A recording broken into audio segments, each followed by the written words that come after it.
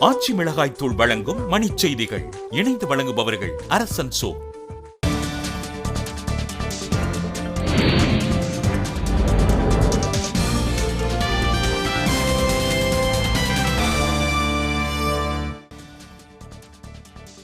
சென்னை உயர்நீதிமன்றத்தில் தமிழை வழக்காடு மொழியாக்கும் கோரிக்கை உச்சநீதிமன்றத்தின் பரிசீலனை இருப்பதாக தகவல்.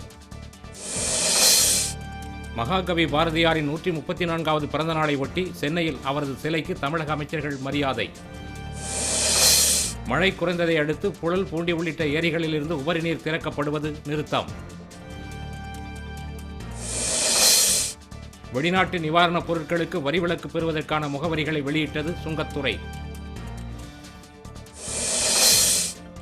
மனிதர்களை அரிக்கும் ஊழல் பொருளாதார பயங்கரவாதத்துக்கு வித்திடும் என உச்சநீதிமன்றம் எச்சரிக்கை. உள்ளாட்சி தேர்தலை நிற்க கல்வித் தகுதி கோருவது சரி என்ற உச்சநீதிமன்றத்தின் தீர்ப்புக்கு மருத்துவர் ராமதாஸ் எதிர்ப்பு. உணவு பாதுகாப்பு விவகாரத்தில் நிரந்தர தீர்வு காண இந்தியா முயற்சி செய்து வருவதாக நிர்மலா சீதாராமன் தகவல். கர்நாடகாவில் நிலவும் கடும் வறட்சி காரணமாக வரமிளகாய் விலை கிலோ 160 ரூபாயாக அதிகரிப்பு.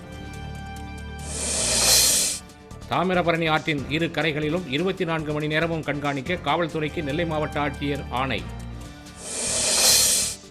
வேலூர் மாவட்டம் அரியூரில் தனியார் நிறுவன ஊழியர் வீட்டின் பூட்டை உடைத்து 13 பவுன் நகைகள் கொள்ளை.